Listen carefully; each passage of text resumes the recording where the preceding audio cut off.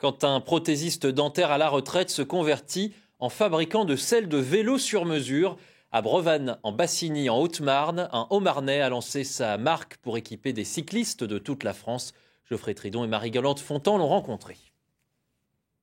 À vélo, le corps du cycliste se maintient sur 3 appuis fixes. Les pédales évidemment, le guidon forcément, mais aussi, et pas des moindres, la selle. Avec 4000 km par an au compteur, Kevin passe beaucoup de temps sur son vélo, alors autant y avoir un peu de confort. Mais la selle d'origine lui procure quelques désagréments musculaires et l'empêche de performer. Avant, quand je faisais 2 sorties, je ne pouvais pas enchaîner sur une 3e parce que j'avais toujours des douleurs au niveau des ischios et ça me dérangeait beaucoup.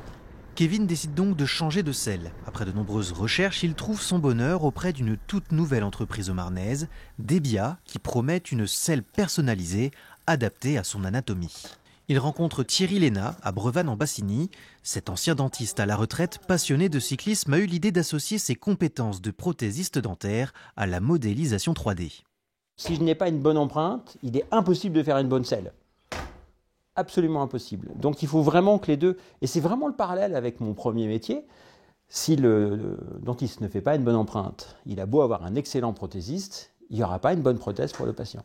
Thierry et son équipe ont ainsi formé une quarantaine de preneurs d'empreintes partout en France, choisis parmi des professionnels de santé. Sur la selle, ils appliquent tous cette pâte violette et demandent aux cyclistes d'alterner toutes ces positions de pédalage. Donc là, on voit qu'on a bien enregistré ici toutes ces surfaces d'appui.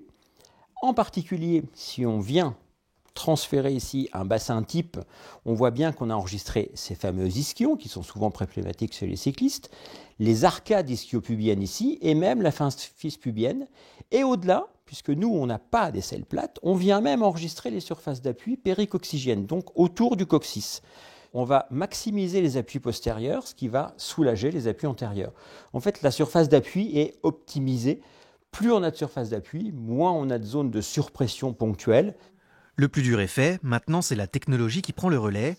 Le gabarit de la selle de Kevin est numérisé, d'autres éléments sont peaufinés informatiquement. Quand tout est prêt, elle est envoyée à l'impression 3D.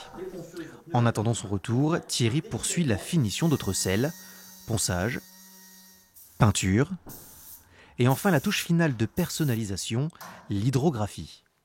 Ce qui est cool avec ce process, c'est qu'il y a vraiment une valeur ajoutée immédiate. Autant, c'est vrai, le noir mat, c'est cool. Et en fait, là, moi, j'ai vraiment des amoureux de leur vélo qui personnalisent et ils se font plaisir, quoi. Et ça m'arrange parce que les gens qui voient ça, ils disent « Waouh, c'est quoi cette selle ?» L'atelier Debia traite une trentaine de commandes par mois. Celle de Kevin est enfin terminée, plus qu'à l'essayer.